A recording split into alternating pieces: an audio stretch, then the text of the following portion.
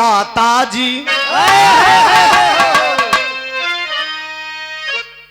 शरण तुम्हारे जो कोई आवे, अब मुक्ति पदार्थ पाता जी।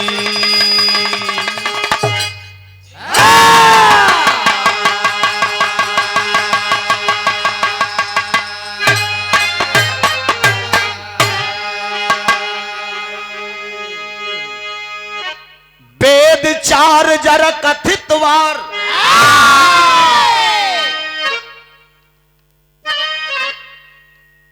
हेलो हेलो हेलो, गुरु वशिष्ठ लग जाई के, ए भैया राम भय रघुवीर,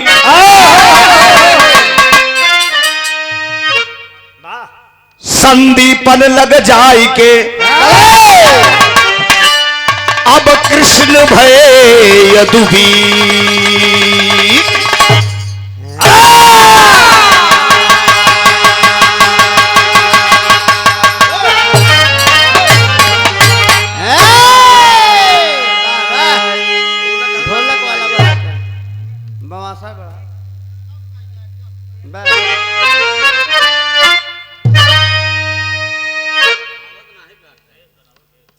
मौसम पर नहीं बयार,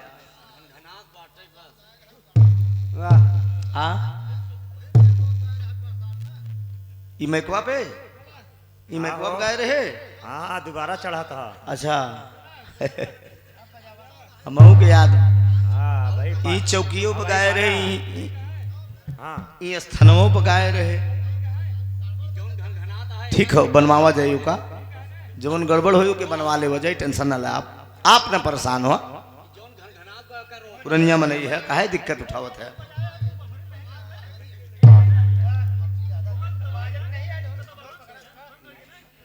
हरदाई तू पकड़ लेवा करा ना। चल ए मर्दे चुप, हरदाई पकड़ेगा का आदमी, बजाते समय पकड़ेगा। अरे जमन कहा है तो सुन ला, काहे भरे ना चला। ठीक है, ठीक हो जाएगा, हो जाए बंद ठीक। ये बबलू जो उड़ा था भान से के संभार दे बाबू, हाँ खाली वह अगर भान न करी तो हम हन में चला जा। हेलो ठीक, चला ठीक बा।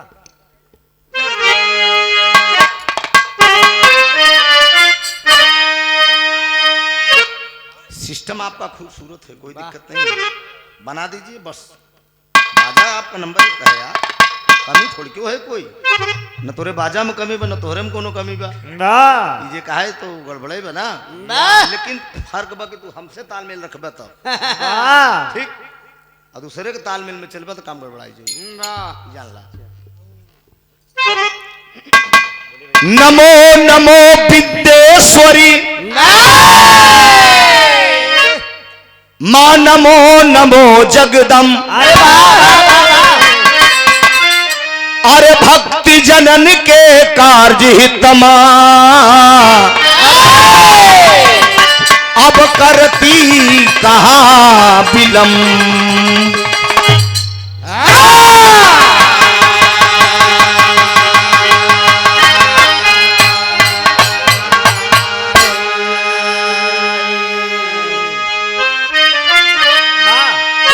हमें चिंता नहीं उसकी, अरे हमें चिंता नहीं उसकी,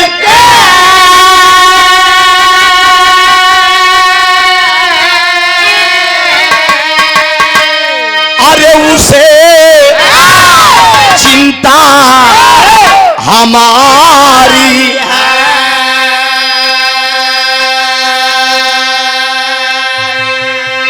अरे मेरी पतवार का रक्षक सुदर्शन चक्रधारी है।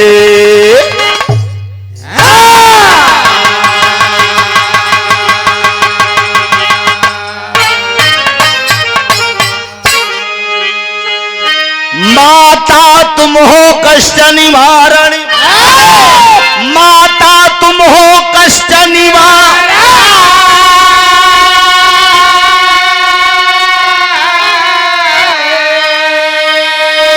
ए माई हैदरल जुगुनु सरनाम हुए तुमरे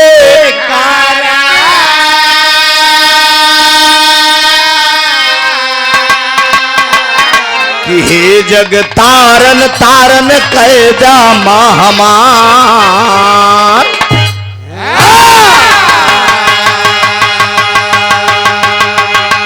हे जग तारन तारन कैदा माँ हमार।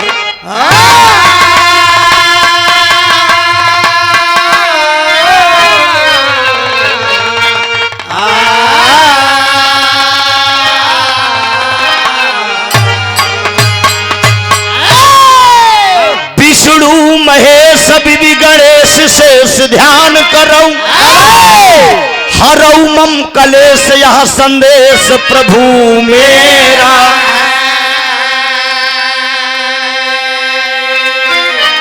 आप हैं महान ज्ञान ध्यान दयावान दीजिए, दिल का अरमान यह नदान प्रभु बिखेरा।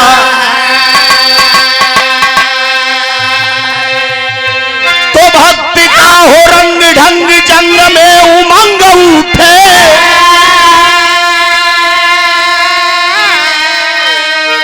बन के पतंग संग करऊ नाथ फेरा।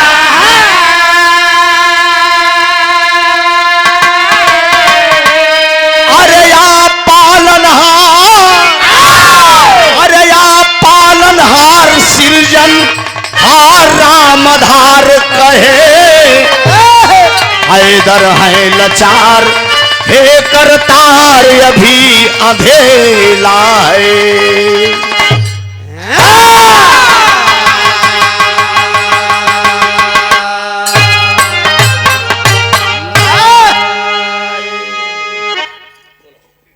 आज इस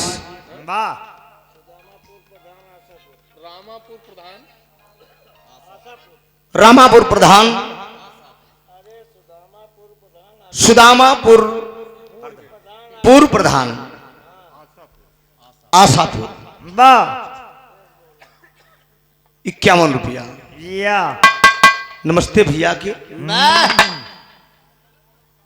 वंदन अभिनंदन। अरे वाह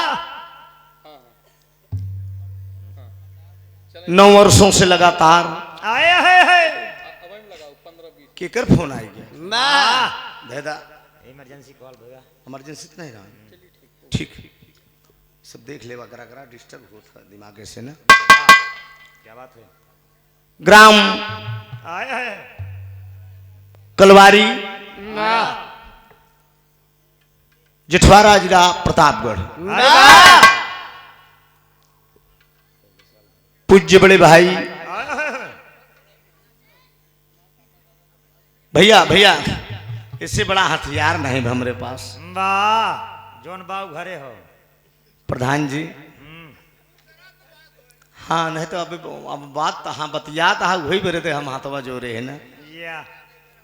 हाय हाय हाय हाय कितना बढ़िया लगा था। अरे वाह वाह जिसे ये जान ले देसी घी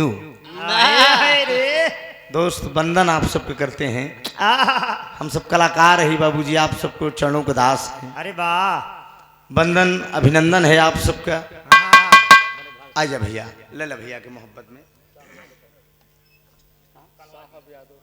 साहबदीन यादव जी प्रधान जी बहन कपड़ा पहने थे अपने गाड़ी के पास तक गए कहीं सुना राम रावण का गाना जिन गाया ये बतिया हमारा ध्यान दे हमारा याद बा ना कहने राम और रावण के बिल्कुल गाया जिन हमके भाई जब मौजा का राजा ही आदेश करते बा बात क्या है।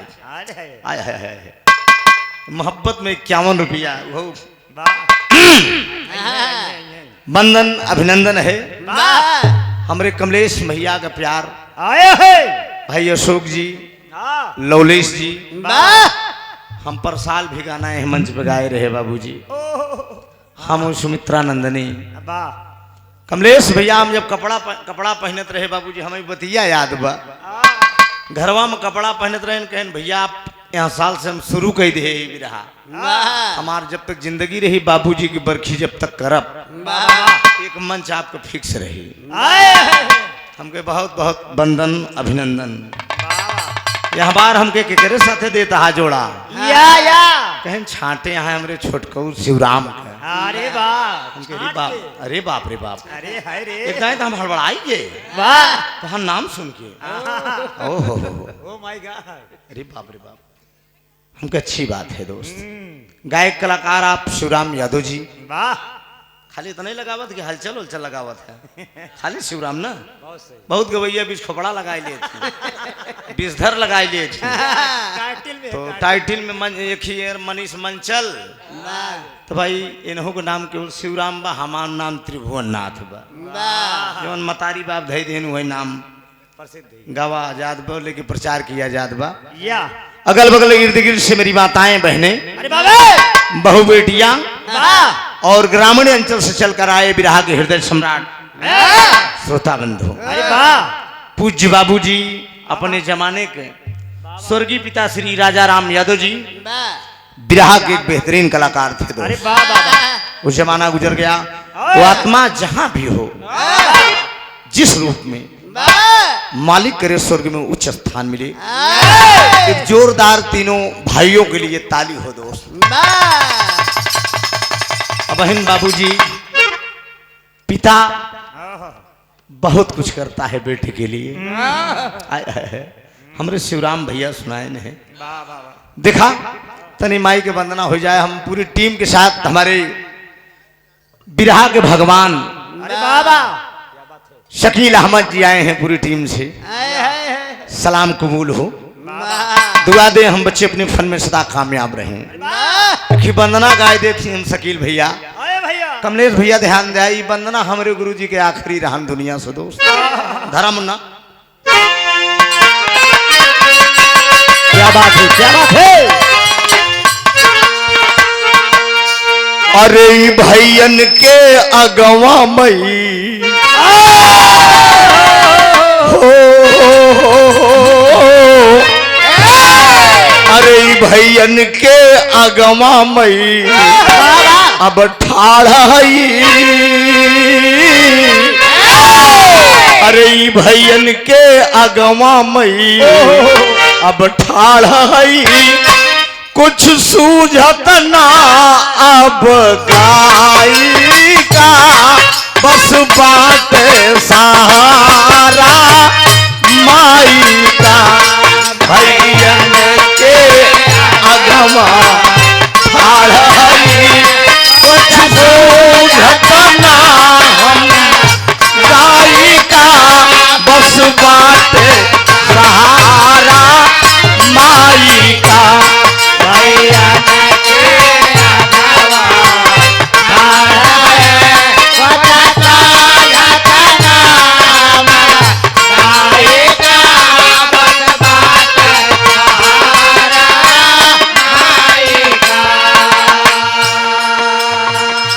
ना तो से कौनो बात छिपल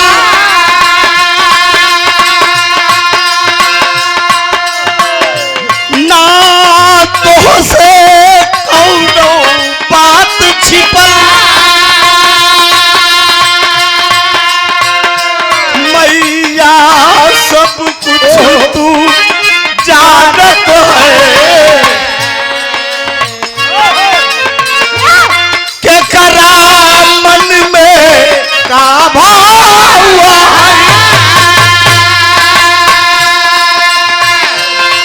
उही भाव से सबके मानत है जगदुअरे भिखिया मांगत बा जगदुअरे भिखिया मांगत बा हम गए चाई का बस बाटे सहारा माई का जगदुअरे भिखिया मांगत बा गई माँ सकू बाटे सहारा माई का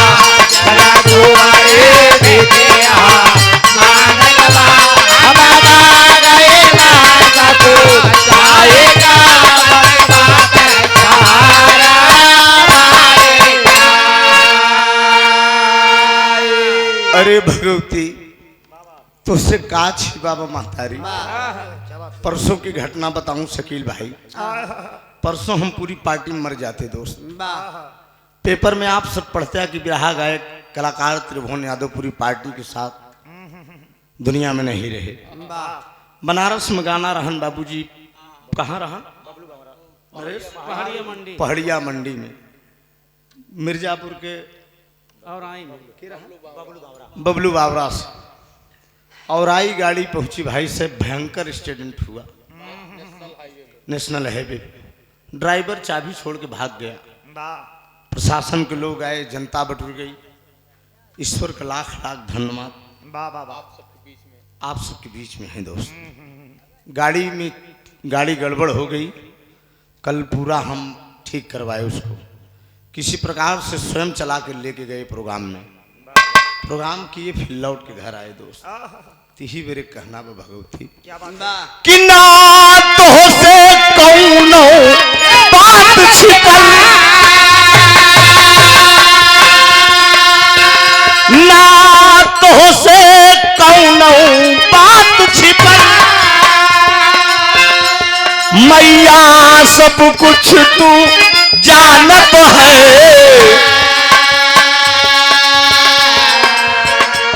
के करा मन में का भाव है, वही भाव से सबके मानत है। जग दुअरे भिखिया मांगत बा, जग दुअरे भिखिया मांगत बा।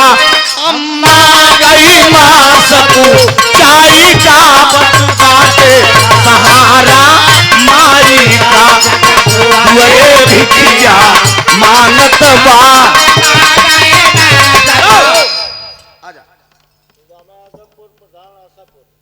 सुदामा यादव जी पूर्व प्रधान आशापुर से 51 रुपया। नमस्ते भैया के आशीर्वाद की परीक्षा है दोस्त। कहना है बाबूजी, माँ तो माँ होती है। अरे महतारी तो एक मिनट जे जितना मेहनत करत बा उतना ही फल पावत बा बाबूजी। किसी भी क्षेत्र में हो, ज्यादा बताने की बात नहीं है। तू सब कुछ जाना तो शिवराम का यहाँ है, त्रिभुवन का। अरे तो उससे कोनो बात छिपी नहीं बा महतारी। यही मेरे कहना है दोस्त। अरदास दास का सुन लियो, अरदास दास का सुन लियो, बस बही नजर घुमा दिहलू।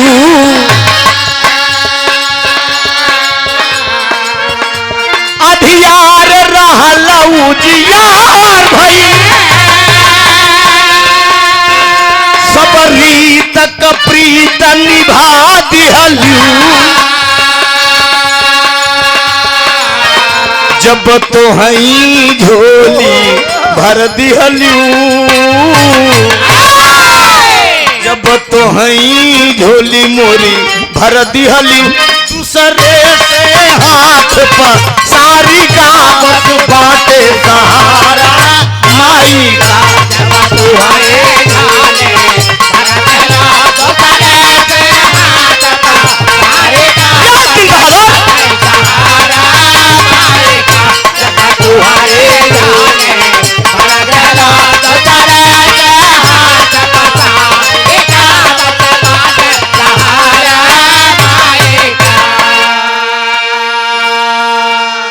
माई का वंदना जितने गावा उतने कम बदो।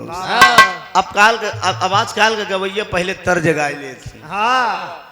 माई के बुलावे से पहले पहले कहीं दे के कलेसवा हाय हुक ना ना ना ना, माँ तो माँ होती है दोस्त। वाह वाह मांगने के लिए आंखें नम चाहिए दोस्त। अब टिटा के जावा तो माई थोड़ी क्यों दे। अरे मतारी बेटवा का जमन भाव होता, माँ की ममता का कोई मोल नहीं है दोस्त। पुत्र वह भाग्यशाली है संसार में जिसको माँ ने पुकारा मृदुल प्यार से।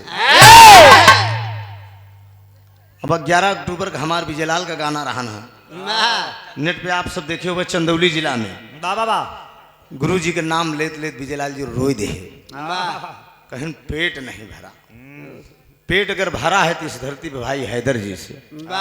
सोचा आप, वाह गवैया अगर खोजे लगभग हमारा अंदाज बकी 10-20 ट्रक भर देगा तब वो कम पड़ जाएगी यूं समय।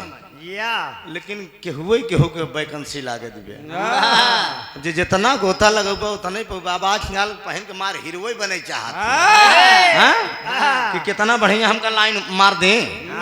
ना ना ना, हीरो बने से काम न बनी बाबूजी। अब पहले ओका हीरो बना तो हीरो की काबिलियत रखा। इस बतिया हमार ध्यान दे आप। हम जमन बोलब बढ़िया बोलब, चाहे गोली लागे चाहे छर्रा, बात हमार ध्यान दे। हमार नाम त्रिभुवन बा। अच्छा, प्रेम टेंट हाउस चांदपुर रैया आया है 251 रुपया का। ये बिरहा का बड़ा पारखी है। अरे बारे प्रेम क्या बात है, बड़ा बिरहा के साठ गांठ करत कुछ समझ के आई हो गया। सुबह है कुछ शिवराम से बात त्रिभुवन का ना, मजा आई, टेंशन न ले। 200 रुपया का पुरस्कार हमारे तो कान पड़ गई लड़त लड़त, सारे के एकदम कान पड़ गई। बड़े बड़े वर्धा मिले, सब खे के पार लगाई दी। ध्यान दे आप सब, आखिरी लाइन है दोस्त। कबीरा मैं धार जी चल गई रे,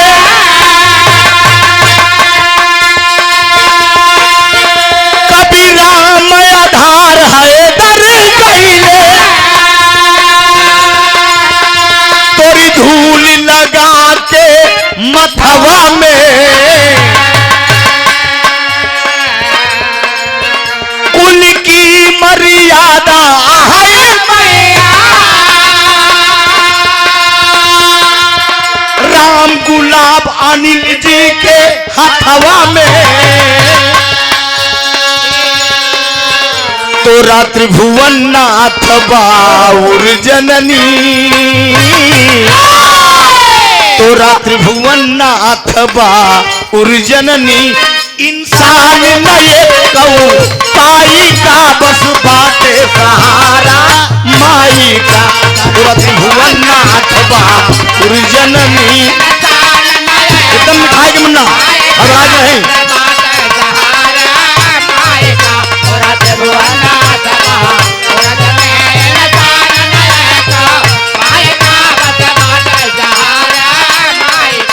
मैया मैया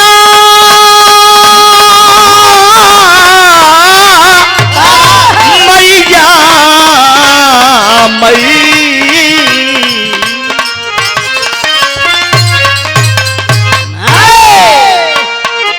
मैया तो हर कम बोले थे मुन्ना।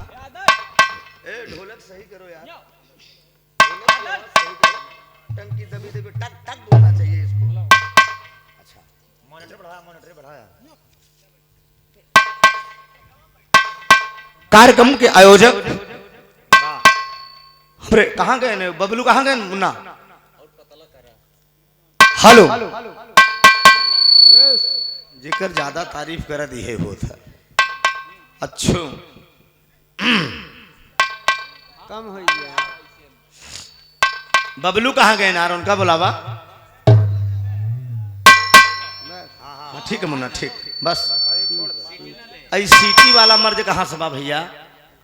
कौने डिब्बा से दे? हाँ तो खोले के पड़ी ना, तो बल्कि डिब्बा एहर ओहर तनिक करा, जहां से सीटी ले तो तनिक दाहिन बाम के सीटी बंद हो जाए। कार्यक्रम के आयोजक कमलेश यादव जी, बड़ा प्यार स्नेह मिला। बारे कमलेश भैया, बड़ा प्रोग्राम आप गवाया, एक से बढ़ के कहूँ मेहरारू से, कहूँ मनसेधु से, क्यों न क्यों हमका भिड़ौते ही रहा था, हेरते ही रहा था कि कैसे इनका हम भिड़ाई दे। सुंदर पुष्पहार एक बनारसी साफा सादर 500 रुपया। वाह ए भैया बबलू तई खा देखा वाउ डिब्बा है बबलू उस के तनिक ऐसे भैया ऐसे हल्का सा कहदा हल्का से दाब तनिक मुहना मार देबा सीटी बंद हो जाए दोनों के। ए मुन्ना हमसे राय ले भाई एक बार हर तनिक कह दे एक बार ओहर कह दे हल्का हल्का देखा सीटी ऑटोमेटिक बंद हो जाए। हाँ तनी तनी हाँ खाली डिब्बो हटाया बस मेजिया ना है। डिब्बो भाई अरे है तो पूरा हाँ तनी डिब्बो ओहर ऐसे नचाए दे मुहना। हाँ ये नचाए दे हल्का से। अरे नहीं ठीक है हाँ नहीं जाम बस है। कमलेश यादव जी वाह नहीं खुला ठीक है भैया ढोलिया खोला दाढ़ी वाले। अरे है नाम पुन्नी लाल काम बस बस बस यही पर रह जाए बस मोर राजा। छोड़ दे सादर 500 रुपया का पुरस्कार बहुत बहुत वंदन अभिनंदन। आवा भैया आवा एक जने जल्दी से अशोक यादव जोरदार ताली बजा के भाई की सम्मान के दा। अशोक यादव जी हमरे कमलेश भैया के दूसरे नंबर वाले भाई सादर 500 रुपया और माला भैया का प्रणाम हो खूब बढ़िया तरक्की करा। बाहर रहा था ना अच्छा खूब तरक्की करा हम और देन लायक है जमना है।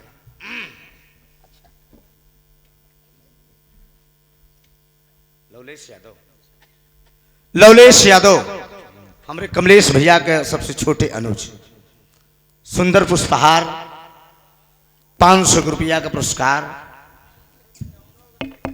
भगवती तरक्की करें रुक जा अबे बापन में नंबर लगा है तो बेटवन के लेते खबर।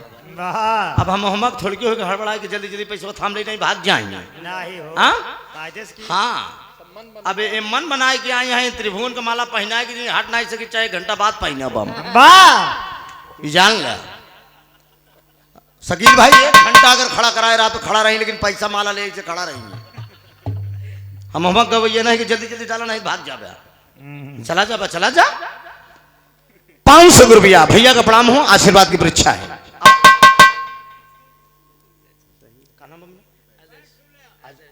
आदर्श कमलेश भैया के लड़का हमारे कमलेश आदर्श ना कमलेश भैया का सुपुत्र साहब हमारे आदर्श मुन्ना की तरफ से सुंदर पुष्पहार लड़कियां बहुत इनाम दे बा बेटवन का हाथे से इतना नहीं मिल गई तार दे हमका एक जान ला भाई देखा हर बाबू तारे रहने बेटवा तारे चलत बा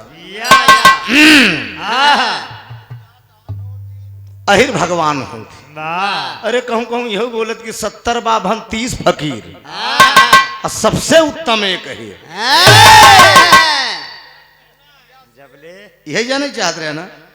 हाँ और बताया था और 7 खंड 9 द्वीप में सबसे बड़ा अहिर ले जाओ प्रधान जी देता है ले जाओ बात तो हीरे के नाम पर लेकिन नहीं होते यार देखा बियादरी के बखान और जो मना है पैसा ना मिले ऐसे आवत रहा प्रधान जी भेजत रहा देखा हीरे किस्म कितना हम बताई थी।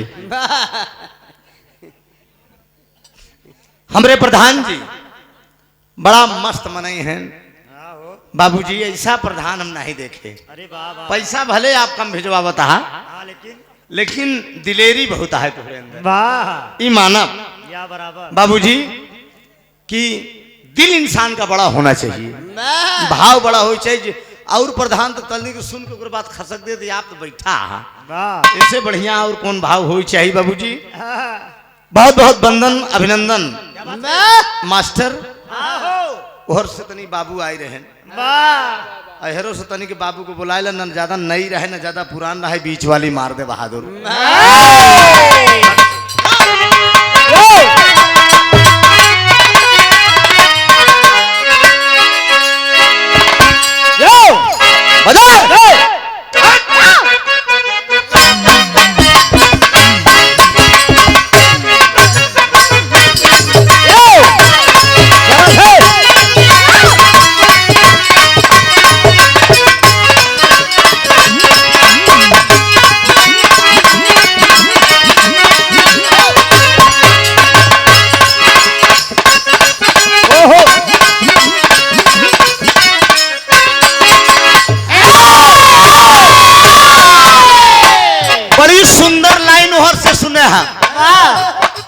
काहे बारू ऋषि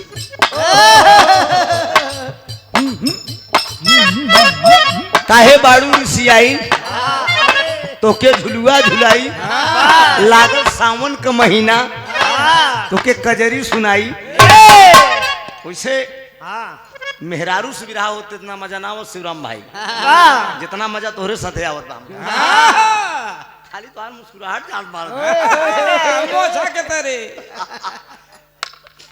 मर्दे एक खूबी शिवराम भैया के अंदर बार जोन बीच में जा रहे हैं ये अजीब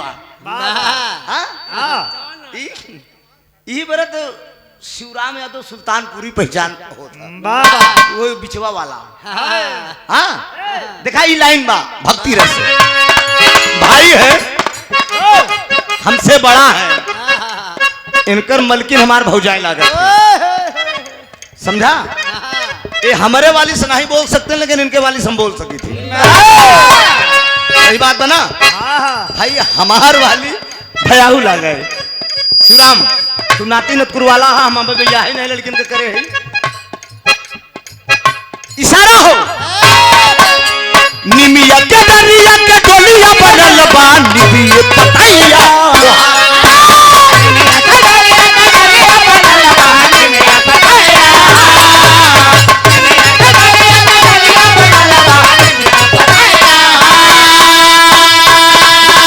अरे निमिया के दरिया के डोलिया बनल बा निमिया पतैया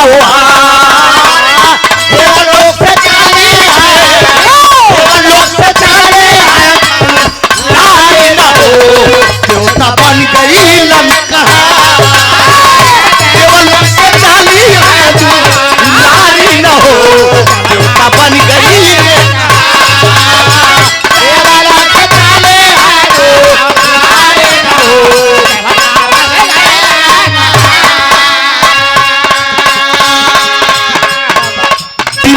डिमिका डमरू बजावे महादेव मुरली बजावे मुरलीधारू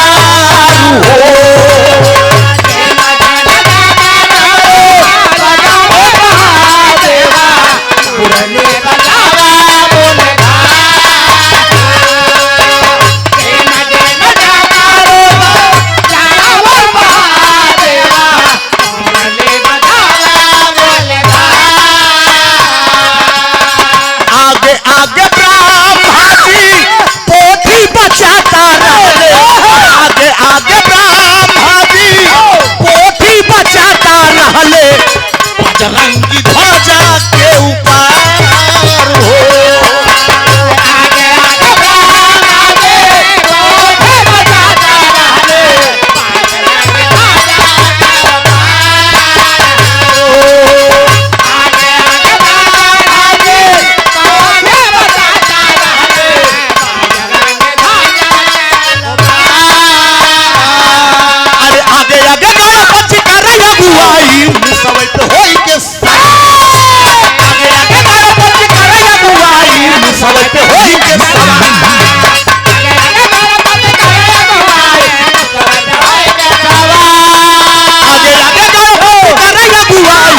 समय पे होई के सवार वो लोग सच्चाए वो लोग सच्चाए लाए न हो बन गए ना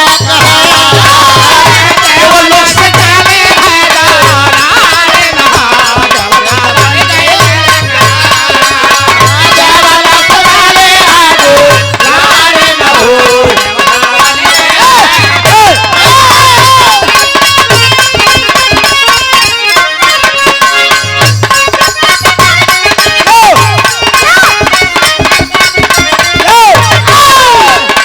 हेलो दुई पर आने के बाद बा अभी अभी लाइन भाई से सुना ना पिता पुत्र के लिए कुछ भी करने के लिए तैयार होता है पुत्र वियोग में चक्रवर्ती नरेश महाराज दशरथ जी बन जाने को सुना तो प्राण त्याग दिए हर लाइन बदुई प्राणी पहुंचा है नो विनती करथे का जैसे तू बिहला बिधला गोदिया में उदय जाना देखी बिटिया उदय जाना पुकारे बाबे कन्या धनवा देखी बिटिया उदय जाना। और क्या बात है भैया? जैसे तू दिहला विधना को दिया में ललनवा एक ठी बिटिया उदय देना करई बदे कन्या धनवा। बेटियां इस धरती पे अपना हक लेकर आती हैं। अरे वाह! मत सोच कि तेरा गुनाह माफ होगा, तू भी किसी दिन एक लड़की का बाप होगा। क्या बात है? एक बेटी की शादी कर दीजिए, एक जग आप पूरी कर दीजिए। क्या बात है? किसी भी मजहब का इंसान हो शकील भाई। बेटवा के बियाह दुनिया करत है, बिटिया के बियाह करे वाला अरे बाबा बेटवा भाग्य से होती, बिटिया सौभाग्य से होती। प्रधान जी के पास बेटी नहीं है। आय हाय हाय हाय। बड़ी दुखद की बात है। प्रधान जी के पास बेटी नहीं है, इस भाव पे दिए हैं। कोई बात नहीं है प्रधान जी, गांव में तमाम बेटियां हैं ना, तमाम बेटियां हैं, तमाम बेटियों को आप दान करिए। गांव की जितनी बेटियां हैं, जिसकी शादी पड़े, सब में पहुंच के आप जो कुछ आपको हो सके अरे बाबा आप दहेजा लिखाइए, जो देना हो आप दे दीजिए। अलमारी, फ्रिज दे दीजिए कि ले मैं अपनी तरफ से दे रहा हूँ। यही जग है। तू परानी का बात, बल्कि तू परानी खड़ा है ना, और क्या कहा था? जैसे तू दिहला विधना दुनिया में कारिनवा देखी बेटवा उदय जाना देखी बेटवा उदय जाना पुकारे बाबे कन्या धनवा देखी बेटवा उदय जाना पुकारे बाबे कन्या धनवा देखी बेटवा उदय जाना पुकारे बाबे। अब बतावा तोरे लोग गीत के जवाब हो ही गए। तू ये लाइन में खाली एक लाइन में हो गया ना प्रधान जी? हो गया कि नहीं? आप ताली बजाओ आप लोग। अगर आज 3 बेटे ना हुए होते, सच्चाई कहा थे ना, सच्चाई बोले कभी पीछे ना हटे चाहिए। अगर 3 लड़कियां कमलेश, अशोक, लौले ना हुए होते तो इतना बड़ा जलसा के मनावत।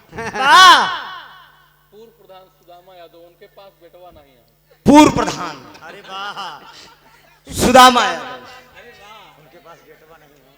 तोरे बेटवा नहीं है कभी किया है तो हार बढ़िया नेक का भतीज हैं, भतीज हैं कि नहीं? सबको हो यो।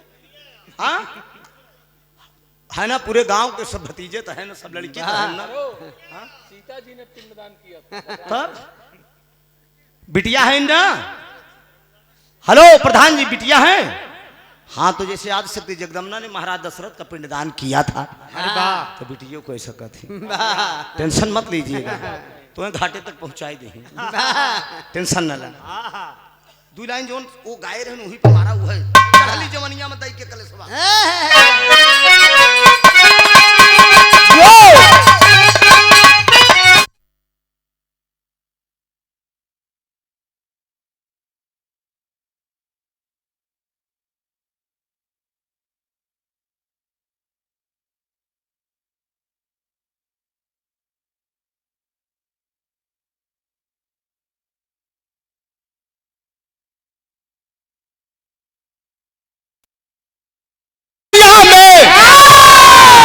अरे शकील भैया चढ़ली जवानिया में, अरे दई के कलेसवा हो विदेशवा गईला ना हो कि रजऊ विदेशवा। अब है पिता एवं पुत्र का शिवराम भैया गाए रहे, लेकिन एहर से लाइन सुना आप लोग तुरंत ऐठत आई। अरे बेटवा के कांधे पे, अरे बेटवा के कांधे पे, अरे बाप के तरह नवा हो बयानावा, हो बयानावा सुनिया ना हो कि भैया बयानावा, सुनिया ना हो कि भैया बयानावा।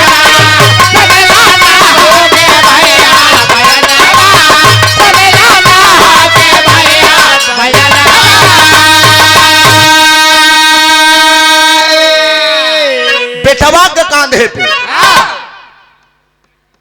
सही बात है। मैयत जब उठती है यही दिन का इंतजार करन कि आज लड़किया पैदा करे हीरा जाए तो सारे अगर कान्हे पे उठा के अगर लड़कियन फेंक दे हमारो तरतारन हो जाए।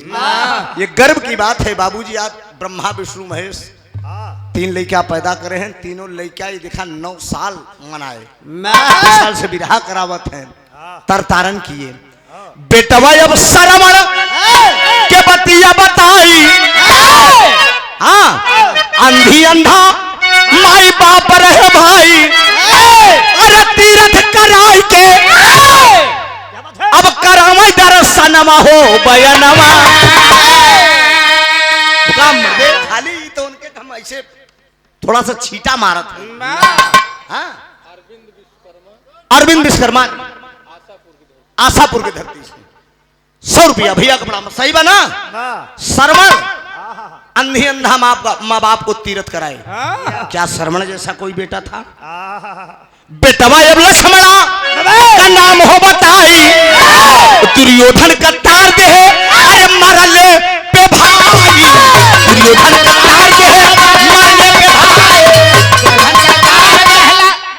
बेटवा का लाश पकड़ के दुर्योधन पार भरे नदी में, समझा? वो बेटवा मरे के बाद बाप का तार दे।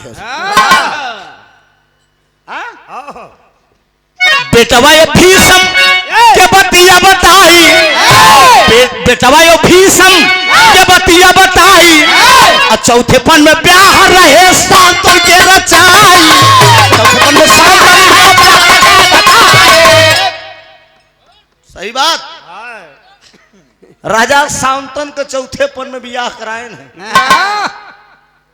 भीषम कहन बेटवा यही लालसा फिर से ब्याह रचौत्या। हमरे बाबूजी टेरी का बताए बेटवा यही लालसा फिर से ब्याह रचौत्या, बधौता सिर पे मुड़े मौरुआ।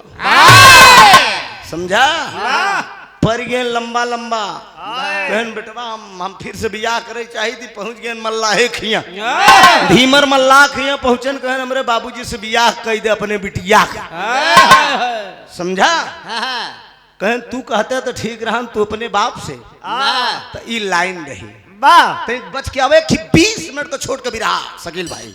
ठीक बा? लोकगीत का मार हुई तो दोनों तरफ से गड़बड़ बा।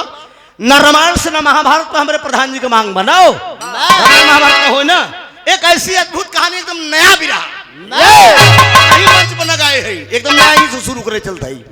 2 लाइन बच के आवा 20 मिनट के बाद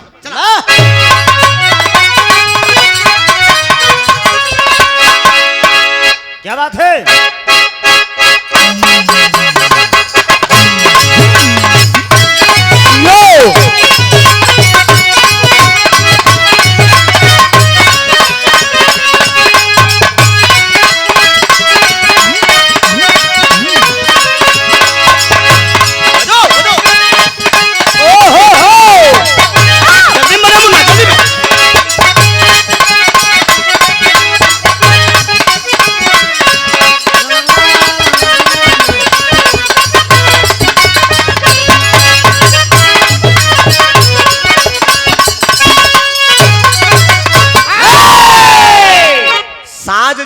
बजावा करा था, देसी गीत बजावा करा। इलाहाबादी हैदर गुरु वाली बनारसी बंक ने भुच भच हुच हच वाला नहीं।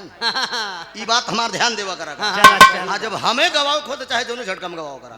साथ जब बजा करे पुरानी गीत आप लोग बजाइए हैदर गुरु वाली, जैसे जगदीश और विजय बजावत रहे। आइए भूमिका की लाइन दीजिए।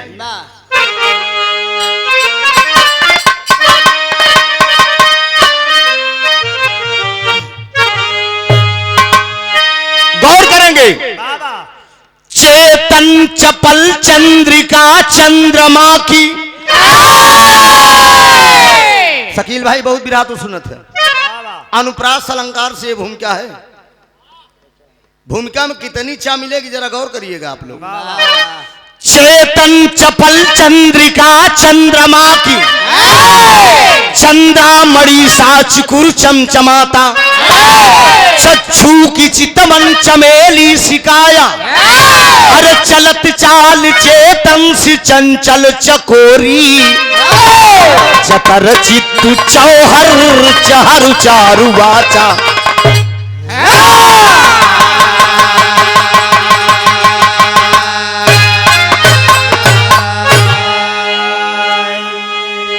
चेतन चपल चंद्रिका चंद्रमासी चंद्रामणि सा चिकुर चमचमाता। चक्षु की चितमन चमेली सिकाया। चलत चाल चेतन सी चंचल चकोरी चतर चित्त चौहर चहर चार वाचा। अनुप्रास अलंकार पूरी भूमिका में 48 था। एक ठे कव्वाली का भाव बा।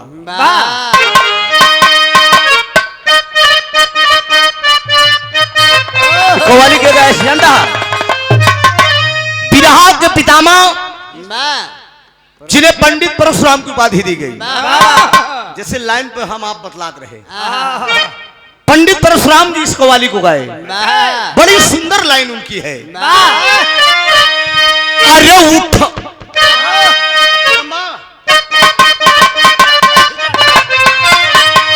अरे उठो मुसलमान, अरे उठो मुसलमान नमाज पढ़ लो। अरे उठो मुसलमान नमाज पढ़ लो, अभी मेरा सर कटा नहीं है। उठो मुसलमान नमाज पढ़ लो, अभी मेरा सर कटा नहीं है। उठो मुसलमान नमाज पढ़ लो, अरे अभी मेरा सर कटा नहीं है। अरे हुसैन जैसा दिया सा, अरे हुसैन जैसा दिया शहादत, वैसा कोई दिया नहीं है। हुसैन जैसा दिया शहादत,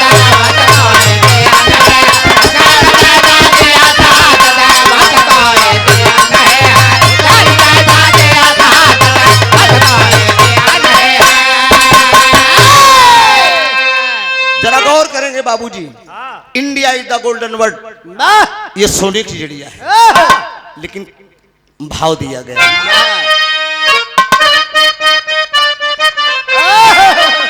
अरे गंग कवि के जैसा उत्तर, कवि तो तमाम हुए, कवि तो तमाम हुए, लेकिन ये एक अलग कवि है। अरे गंग कवि के जैसा उत्तर, अरे गंग कवि के जैसा उत्तर, जग में कोई दिया नहीं है। गंग कवि के जैसा उत्तर, जग में कोई दिया नहीं है। गंग कवि के जैसा उत्तर, ए भैया जग में कोई दिया नहीं है। अरे राजा अकबर जैसा शंका, अरे राजा अकबर जैसा शंका, बीबी पर कोई किया नहीं है। राजा अकबर जैसा शंका, बीबी पर कोई किया नहीं है।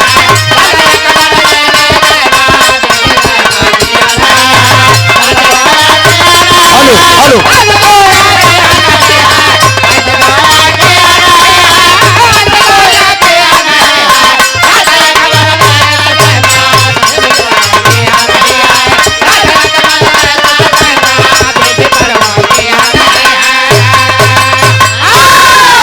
जरा गौर करेंगे मित्रों, गंग कवि के जैसा उत्तर जग में कोई दिया नहीं है, और राजा अकबर जैसा शंका बीबी पर कोई किया नहीं है।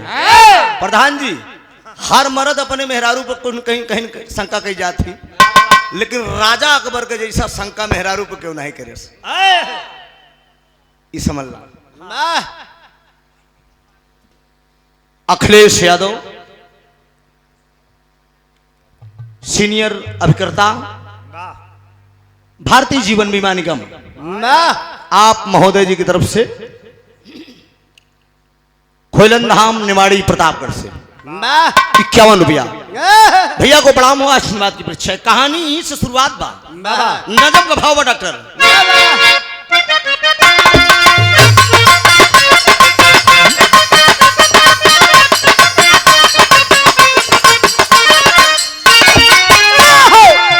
गौर से सुनिए, गौर से सुनिए, एक छोटी सी कहानी है।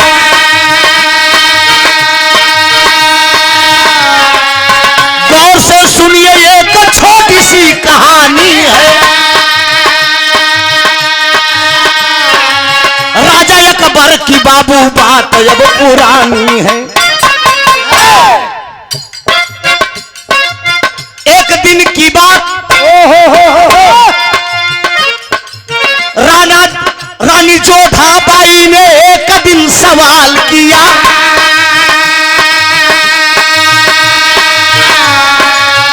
बेगम साहिबा ने एक दिन सवाल किया, महल में आने को अब बाबू अब फरियाद किया। अपनी बात सुन ला, बात कब थे और कहां कब? एक बार राजा अकबर अपने सिंहासन पर बैठा है प्रधान जी और राज दरबार चलावत हैं। एक दिन उनको जो बेगम साहिबा हैं जोधाबाई, बेगम साहिबा का दिल और दिमाग में बात आए कि बतावा राजा अकबर राजपाट चलावे में इतना बिजी हैं कि मतलब कब हम मेहरबूल लड़किया का ख्याल नहीं करते। दासी को बुलाई बेगम साहिबा, बेगम साहिबा दासी से कहें कि सुना ए दासी, जाके राजा साहब से कह दो कि कबो हमहू को समय देंगे। दासी जाए के राजा अकबर से बताया इसके हुजूर पना बेगम साहिबा आपको याद कर रही है। कहें क्यों याद कर रही हैं? कहें अरे कहा तो कबो हमारो लोग समय नहीं बियाह के लिए आई हैं। राजा अकबर शाम का वक्त हुआ, चल दे महल दरबार में। जब राज महलों में चल दे तो रानी बेगम साहिबा अंटा पर खड़ी है। बात समझे जा, अंटा पर खड़ी है, हाथ भर के चूड़ी पहन के कंगना पहन के। और जब खड़ा है तो राजा साहब, ये भैया आवाज नहीं, आवाज ज्यादा आ रही शिवराम जी मंच से आपके। क्या बात है? आराम से बातचीत कम करावा शिवराम भाई। बेगम साहिबा अंडा में खड़ी है, राजा अकबर पीछे से पहुंचे। अब बेगम साहिबा का अखबारी भरत है, तरच के लाइन बा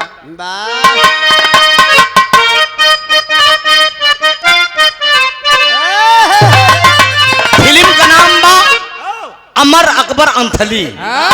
अरे तारीफ तेरी निकली है दिल से, अरे तारीफ तेरी निकली है दिल से, अरे आई है लब पे बन के सवाल, शिल्पी वाले साईं बाबा आया है तेरे दर पे सवाल, शिल्पी वाले साईं बाबा आया है तेरे दर पे सवाल।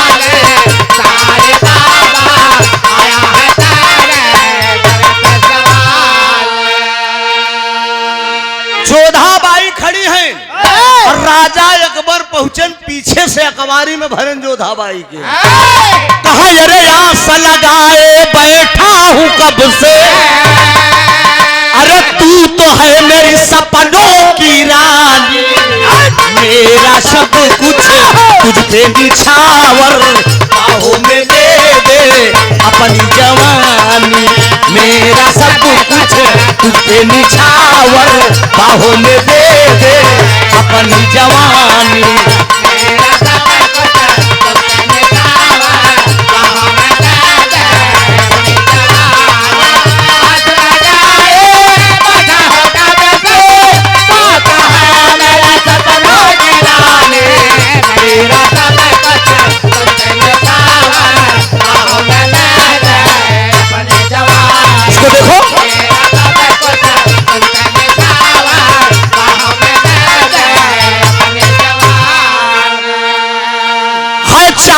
सनी सी और बोल में पिग बनी,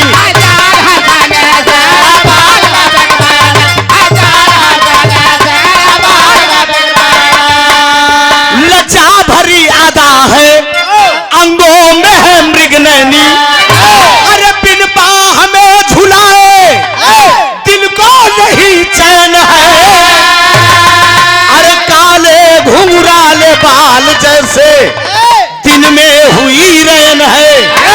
ए बेगम साहिबा, अरे प्यार से अपनी तो पायल बजा, प्यार से अपनी तो पायल बजा, गोरी चुनरिया में दो निशानी, तेरी नजर से तेरी कमर से होगी नहीं कुछ अपनी कहानी।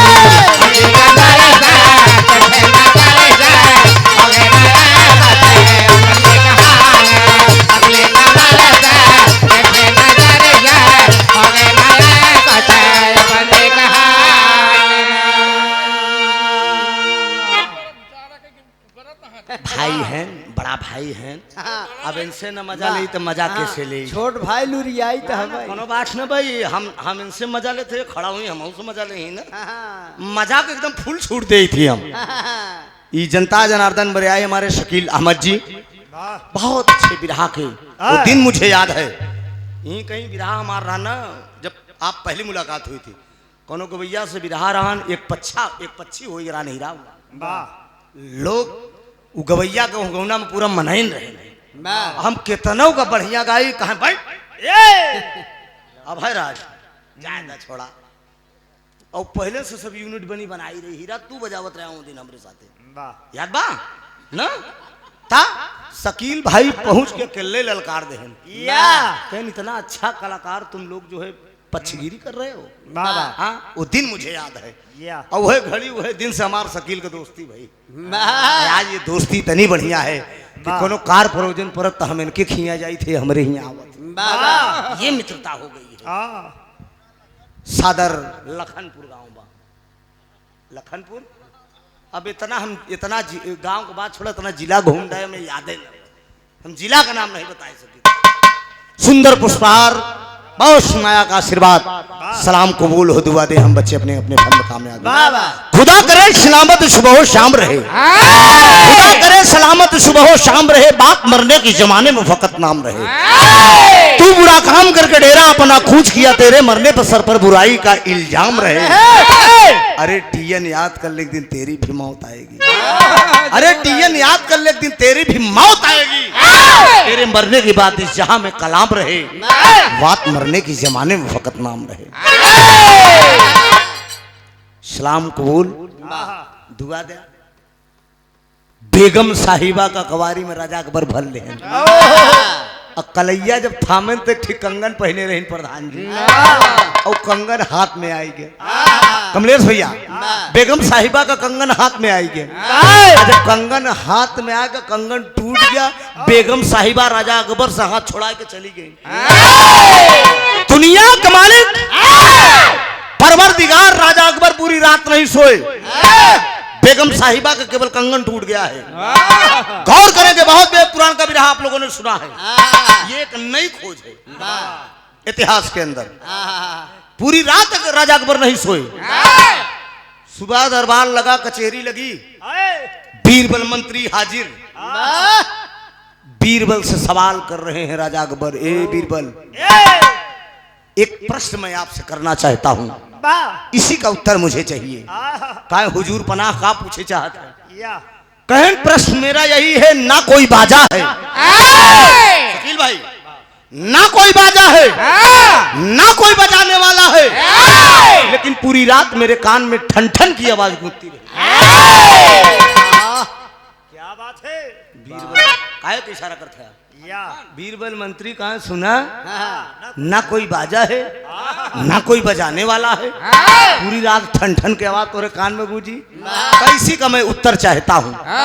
तो कहे सुना, ये उत्तर तो हमारे खी दोस्त बा, जेकर नाम गंग कवि,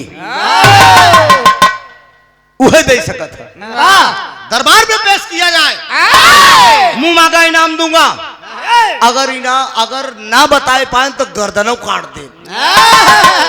गंग कवि को हाजिर किए दरबार में, गंग कवि से सवाल कर दिए राजा अकबर, ना कोई बाजा है, ना ही कोई बजाने वाला है, लेकिन पूरी रात मेरे कान में ठन ठन की आवाज गूंजती रही। प्रधान जी बोला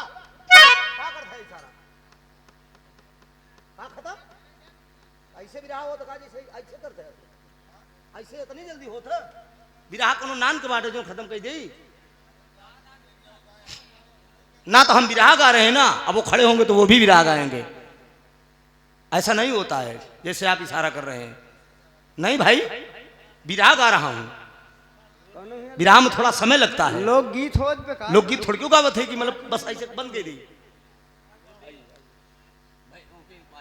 बोल दिए कभी ना भाई कहे परवरदिगार ये पूछे थे कहे हाँ, ना कोई बाजा है ना कोई बजाने वाला है, लेकिन पूरी रात ठन ठन की आवाज मेरे कान में गूंज रही है।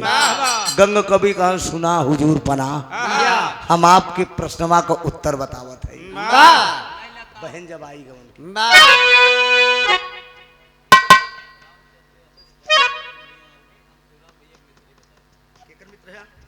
तो हमारे मित्र न है का हमारे दुश्मन है। काहे के गोड़ न छुआओ, लेकिन हमरे गायक कलाकार ढेर दोस्तियां आई हम का हो। अच्छा, हमरे शिवराम भैया का मित्र रामचंद्र फौजी ना, इंडियन आर्मी के आप कैप्टन रिटायर हैं। 101 रुपया हमारे गायक कलाकार शिवराम जी के दोस्त। जितना दोस्त तो आ रहे हो सबको भेज दे, बारी बारी समझ लगे 150 लेके आए जाए, से मित्रता हो जाए। एक ही लाइन बा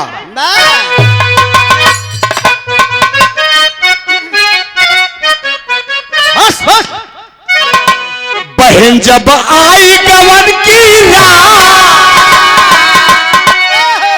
बहन जब आई गवन की रात, न जाने हो गई कैसी बात कि सजन रूठ गए, ओ बलम रूठ गए, ओ सजन रूठ गए, ओ बलम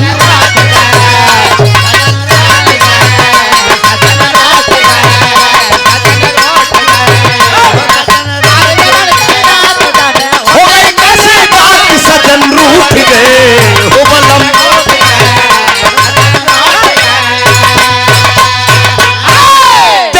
सिपाही गोरा हो जैसे बम्बैया छोरा हो जैसे बम्बैया छोरा। तू ऐसे मर्द को छोड़ बहन, तू और किसी की हो जा दुल्हन। पड़ोसन की सुन करके बात का लूटी के मन में आई घात कि सजन रूठ गए, बलम रूठ गए।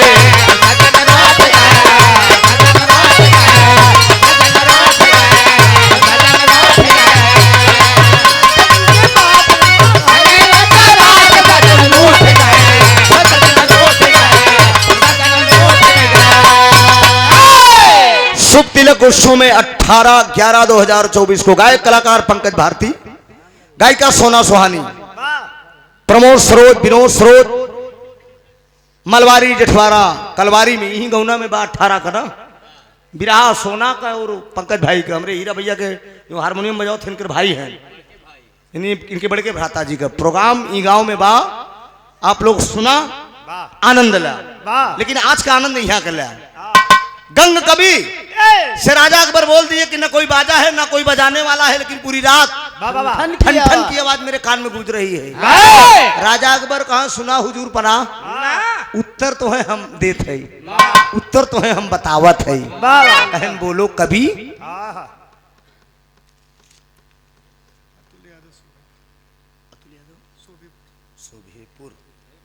अच्छा, एक सुंदर गमछा सादर 500 रुपया का आशीर्वाद हमारे अतुल यादव जी शोभेपुर के धरती से बहुत बहुत वंदन अभिनंदन, मेरा शुभ आशीर्वाद है। ये नौजवान कहीं भी रहे किसी भी क्षेत्र में, लेकिन तरक्की करें। उत्तर का देते हैं पूरे रात दरबार में। तनी गौर करा विराह पे, आप लोग ध्यान दे, एकदम करीब विराह। राजा रानी के अब पास, राजा रानी के अब पास, पकड़े रानी का जब हाथ,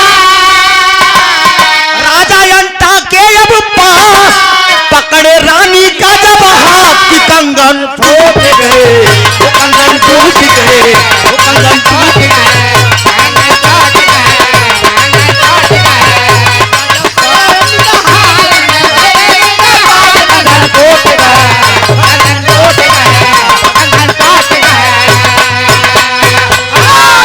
राजा साहब के सामने भरे दरबार के सामने गंग कभी कहत है राजा रानी के पास पकड़े रानी का जब हाथ तो कंगन टूट गए। राजा अकबर कहन होश में नहीं मारब गर्दन कट जाई। कहा सरकार एक को बाव न होई एकदम सही बात। राजा अकबर कहे अरे यार बात पर्दे में करो। बीरबल कहन यार ते हथवा पकड़ देखे रहेगा। कहा हम जितना बतावत है इतना सही बा। राजा अंटा पर कलाई के जब रानी बेगम साहिबा का कलाई जब पकड़न तो कंगन टटड़ाए के टूट गया। राजा अकबर कहन बात बिना बाद में इसका फैसला होगा। शाम भाई पहुंचे राजा अकबर बेगम साहिबा के पास। अब दिमाग में उनके शंका गूंजी है। आए हाय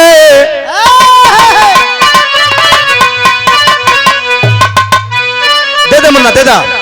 अरे झकोरा मारे झूलनी यह बात कहा था कि अरे बेगम मारी डूबैना अरे सिया दुलारी बीती अरे बेगम मारी डूबैना काहे किहू कभी से यारी बेगम मारी डूबै काहे किहू कभी से यारी बेगम मारी डूबैना काहे किहू कभी से यारी बेगम मारी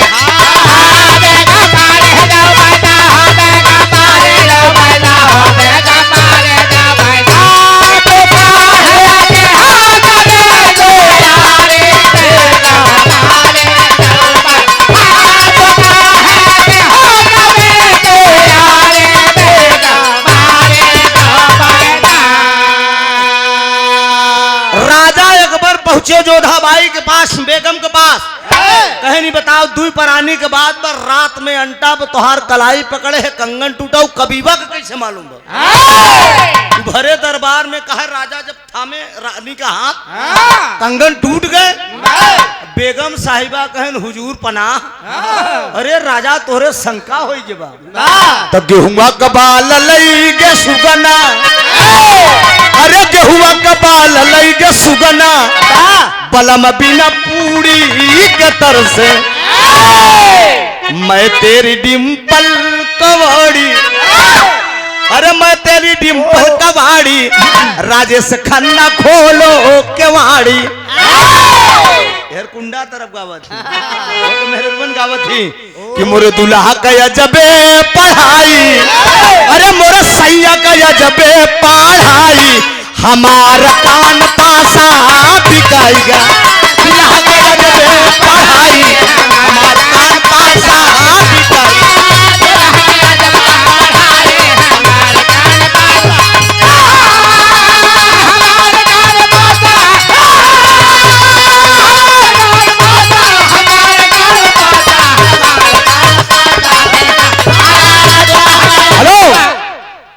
नदिया किनारे मोर बोले हजार बोल बोले हमारा सैया हमसे न बोले।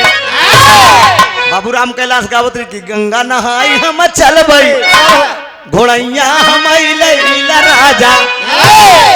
लेकिन बेगम साहिबा राजा साहब से क्या कहती है कि सैया तो है कितना बताई अरे दुल्हा तो से कितना बताई अब संकट हो रे हो गई जाई दुल्हा तो से कितना बताई अब संकट हो रे हो गई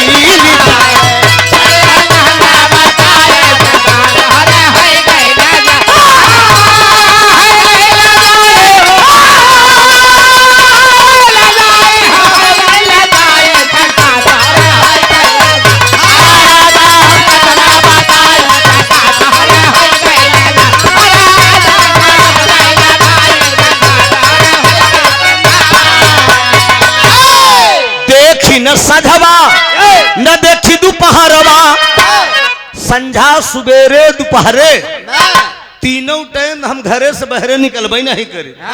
पर आए पुरुष का हम परछाई नहीं देखे। हम कहा कबीवा से मिले कि जवन हम का बताई दिन कि हमरे राजा साहब कलाई पकड़े रहे। शंका राजा अकबर के दिमाग में गुत्ती रही। दरबार लगा बीरबल मंत्री आए बीरबल से कहन मंत्री हम संतुष्ट नहीं है। कहन अगर आप संतुष्ट नहीं हैं तो गंग कवि को फिर बुला लिया जाए। गंग कवि को दोबारा बुलाया गया। जब गंग कवि दोबारा आए तो बीरबल मंत्री कहा तो इनकी हुजूर पनाह एक तालाब के किनारे दूठी कटिया लगाई दे, दूठी कटिया लगाई दे। गंग कवि का लिया के आओ, वही समय जो प्रश्न करना हो आप कर लीजिएगा। ठीक है। राजा अकबर एक तालाब के किनारे कटिया लगा के बैठा है। अब बीरबल मंत्री गंग कवि के लिए आए के आयन सवाल कर दिए राजा अकबर। सवाल क्या करते हैं? बताओ गंग, मेरी कटिया में क्या फंसा हुआ है? गौर करेंगे। 5 मिनट की कहानी और है। गंग कवि से राजा अकबर सवाल कर रहे हैं, हमारे कटिया, मेरी कटिया में क्या फंसा है? गंग कवि बिना सोचे विचारे बोल दिए कि हुजूर पनाह एक में तीतिल फंसा बा, दूसरे में खरगोश। जरा गौर करेंगे, बिरहा तो सुनने वाले तो गौर करेंगे मेरे मुकद्दर के मालिक। तालाब के अंदर अगर कटिया लगाई जाए तो में मछली फंसी या डेढ़ा फंसी। लेकिन बारे गंग कवि कहते हैं एक में तीतिल और एक में खरगोश। तो जुबा से पीड़ा, अरे मोरे राम जुबा से, हो जुबा से पीड़ा वाली हट गई, बच गई गंग कवि के सभा बीच में लाली। अरे हो लाली, अरे हो लाली,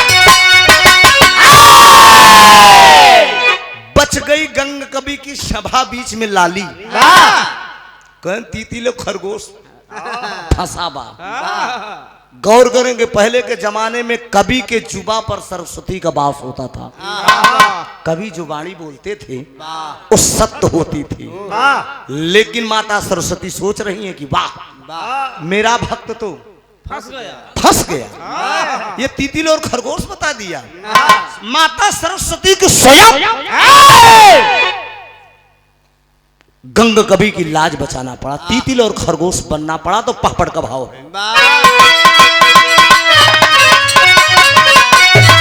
अरे सुन करके अब गंग कवि के हंका डंका भागल बा। अरे सुन कवि के पंका अब शंका डंका भागल बा। सभा बीच में हो गई, सब हंका शंका भागल बा।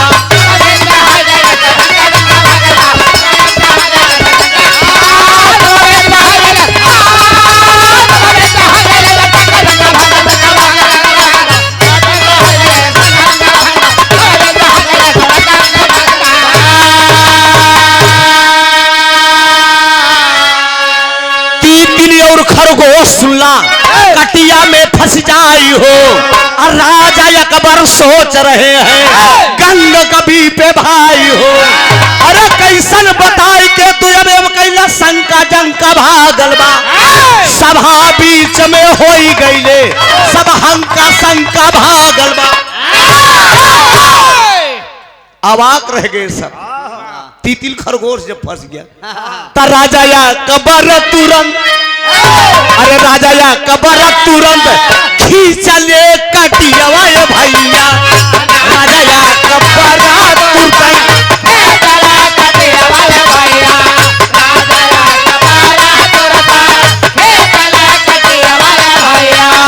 तीतिल खरगोश निकले सुनला सीरी माँ।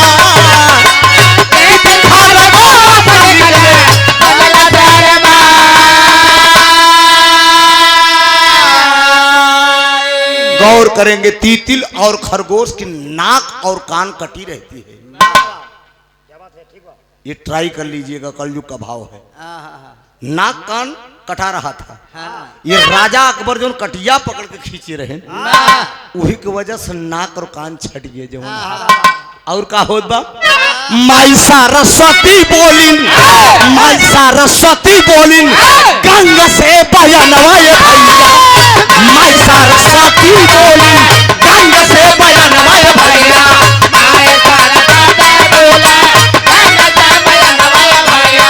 हरि मोर याद तू ही अइला अपमान। हरि मोर याद तू ही अइला अपमान।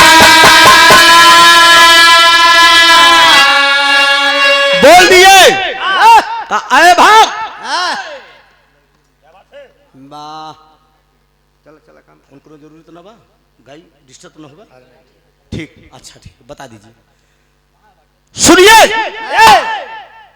ऐ भाग तुम मुझे बहुत बुरी तरह फंसा दिए बताओ कहीं कटिया में तीतिल खरगोश फंसत है राजा अकबर जब तुमसे सवाल किए कि हमरे कटिया में कहा फंसा तो तू बतावत है तीतिल और खरगोश माता सरस्वती गंग कवि को श्राप दे रही हैं सुनो कहे मैं ऐसा काम न करा कहा सुना तोहरे जुबा से छोड़ा अरे जुबा से तोहरे हटत जुबा से तोहरे हटत बाटी सुना क्या लिया हो हमारे जुबा से तोहरे हटत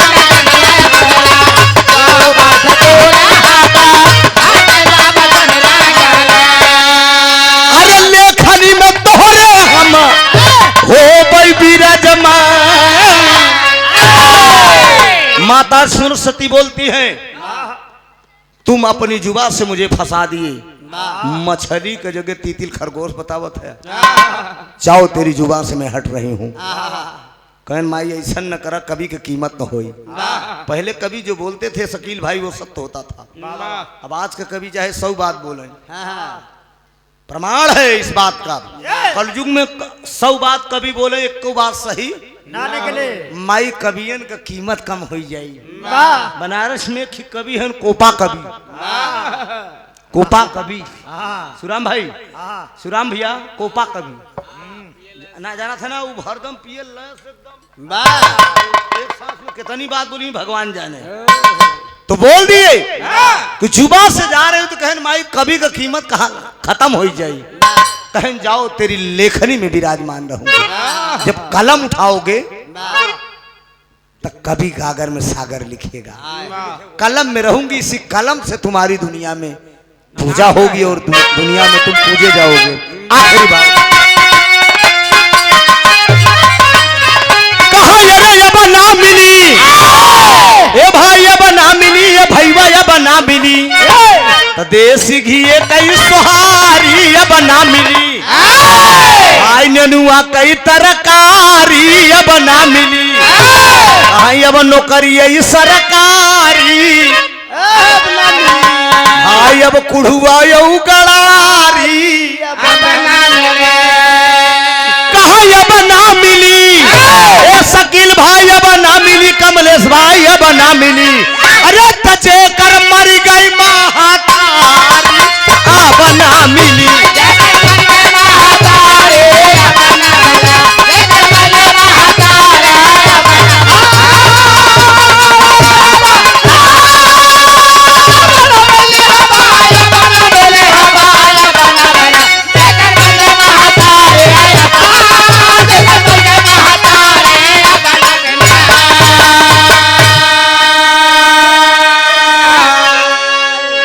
लेकिन गंग कवि के थोड़ा से लापरवाही से माता सरस्वती जुबा से छोड़ के चली गई थोड़ी सी गलती ए भैया थोड़ी सी गलती ए बाबू थोड़ी सी गलती मैया कई दिहली पयनवा थोड़ी सी गलती जुबा से हटके सरस्वती अब कलम में गई समाई अरे करई कल्पना कभी अब सुनना अरे कलाकार अब गाई तरसना छंद अलंकारवा थोड़ी सी गलती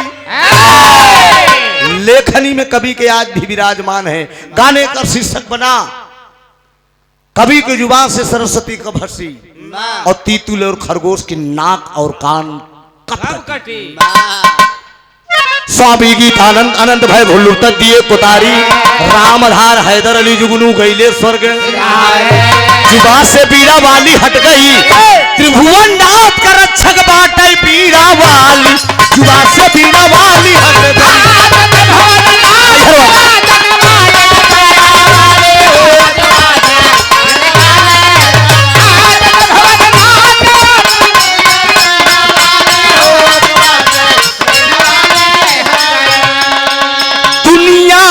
मेला मेले में लड़की लड़की अकेली समझो है ना मुस्कान